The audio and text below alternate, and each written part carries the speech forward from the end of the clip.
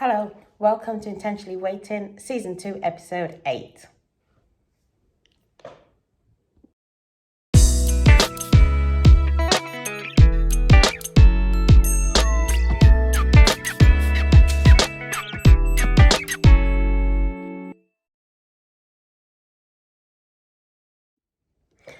So, what am I going to talk about today? First of all, it's great to be back.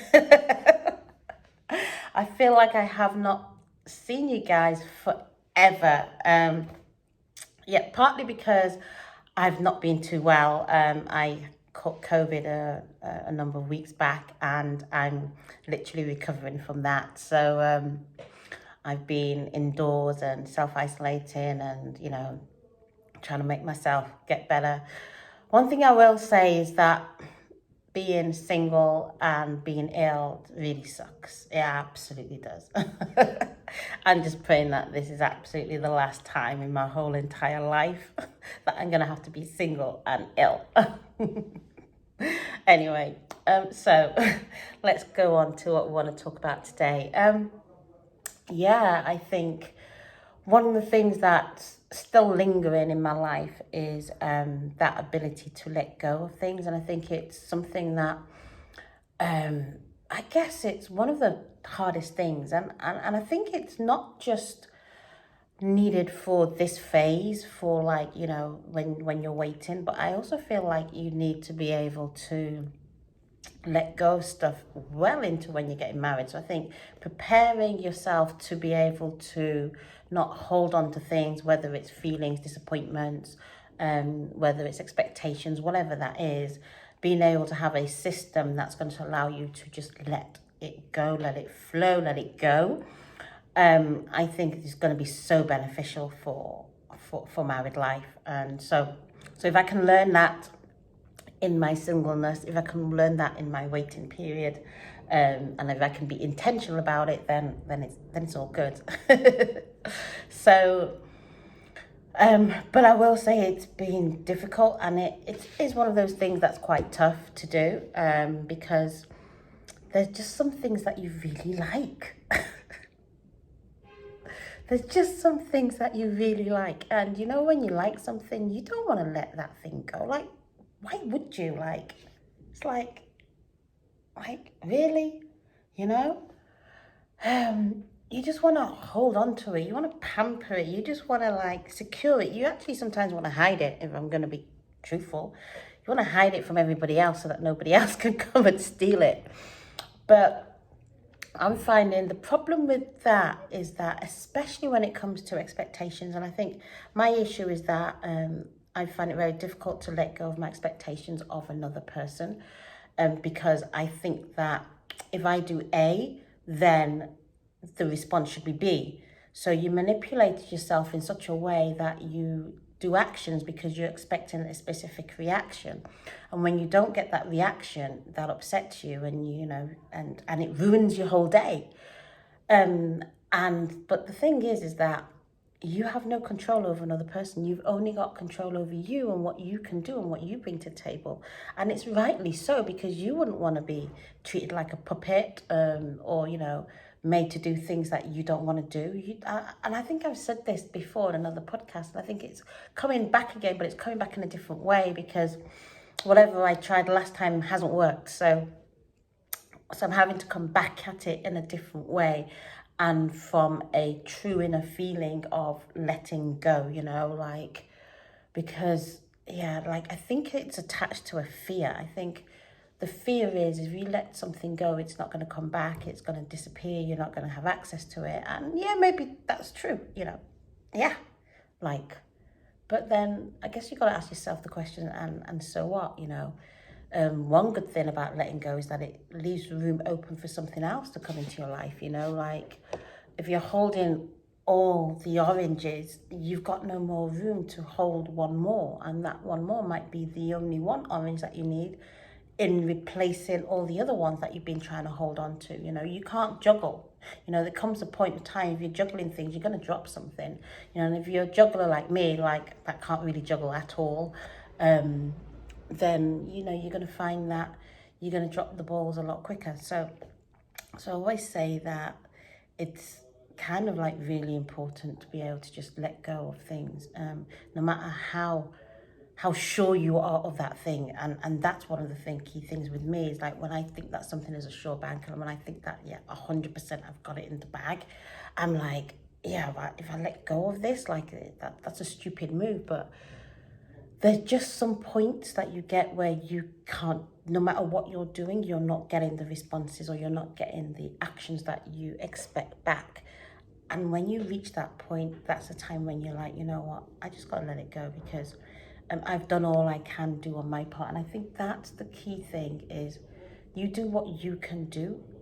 And it doesn't mean like you enslave yourself. It doesn't mean that you are kind of like, dragging yourself through the mud. This is why it's so important to spend time learning about yourself and loving yourself and knowing your worth and your value, because then you will know what you are prepared to do, at what cost that you're prepared to do that at, because this all ties into your value. And for me, I've got to a point where, like, I do know my value, I do know my worth. So this is where, but I still struggle because sometimes I give people the benefit of the doubt. I'm like, well, maybe it's because of maybe this, maybe that. And I'm trying to give them that opportunity to step up to the mark. But the truth is, if someone's not going to step up to the mark, they're just not going to step up to the mark. So why are you trying to do something that is just not going to happen? So for me, it's important that I get to a position where I've done all the things that I would do at a particular stage, and then I can just say, let go. And that's what I'm learning now. Like, I'm learning now to truly let go of things, truly let go of people, truly let go of expectations of people. Because that's probably one of the biggest things. It's like the expectation that you have of another person, because you're thinking like they think like you.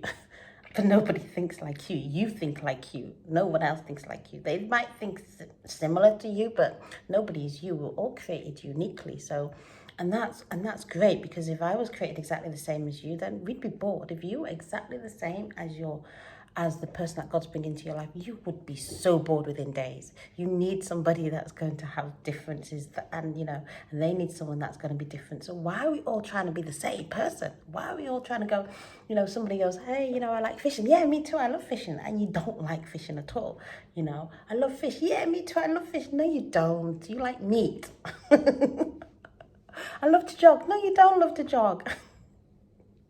It doesn't mean you can't work just because you like different things, because sometimes it's about like, people having their separate things and people having the things that they blend on together. Like, I'm one that looks for synergies across the board. Hey, you tell me you love potato chips. I'm like, I love potato chips too.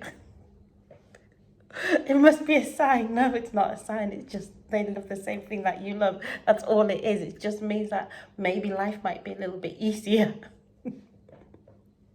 So, but yeah, like, I'm actually glad that I can come up here and I can smile, because I have been so poorly.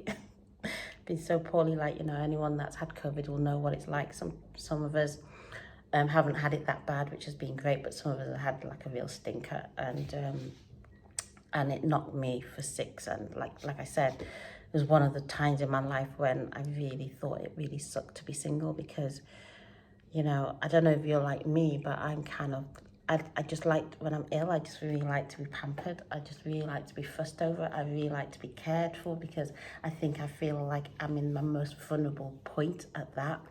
But at the same time, as much as I want all of that, you also, you don't want people to see you vulnerable as well. So it's a catch-22. So although, people offered to help me bring food over and things like that, I rejected most of it, because I didn't want people to see me in a vulnerable state, which is really stupid, to be fair. But again, it boils down to, you want to be able to, like, trust somebody in your life on a constant. And I think that's the companionship that you get from being with somebody. I'm not really into the, you'll have your life and I have my life. Like, I don't do that thing. It's, for me, it's like this. It's like this. It's like, this is the other person trying to get away, by the way. It's like, no, it's not going to happen. It's like we're tied together. That's what I'm looking for.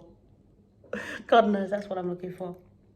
And it's just like, for better, for worse, for richer, for poor, in sickness and in health, and all those kind of things. But yeah, I digress a little bit. I think, no, yeah, like I said, I think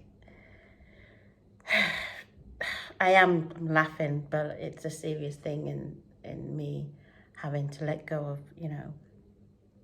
expectations. And I think also the expectation that of when you're going to meet somebody, because that's one of the biggest ones as well. Like, you have it in your head that it's going to be a particular time in your life, and it doesn't happen, and you get disheartened, and it's just about just knowing that it is going to, like, when you don't know, like, we don't have a magic wand. If we did, I'm sure we'd use it in so many different ways, and we will just like overuse that thing.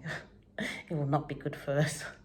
So it's a good thing we don't have a magic wand. But I think that, like in this period of waiting, it really is about preparing ourselves as best as we can. And one of the things for me is making sure that I am the best, at least a better version of myself every single day. And not putting it up to chance, not sitting and waiting and going, when that happens, then. No, let me work on myself every single day. And as you can notice, hey, I've done my eyebrows. Yeah, next is my nails. I'm getting there. I think there's a lot of internal workings that I've had to do, and now that I've done my internal workings, I'm now focusing on my exterior. So, I've done my hair, changed my look, done my eyebrows, and now I'm going to go do my nails and stuff, and, yeah, like, and start to feel better on the outside. But I think sometimes we just do it on the outside, on the inside, it's really dirty and nasty and disgusting. I think it's, if you're going to pick one, pick the internal transformation first and get yourself right on the inside, because then the work on the outside is not going to be that much, because already your light's going to shine.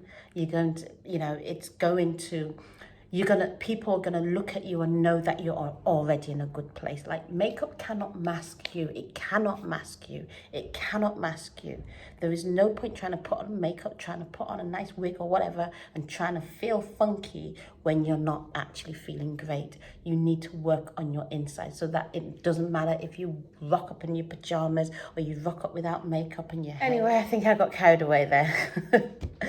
So I'm going to wrap up. Briefly, I want to thank you all for showing up. I show up for you just as you show up for me. I also want to thank everybody, because we are now at 500. That's not 500, but we are 500 plus, which is great. So yeah, it's just a blessing to be able to bless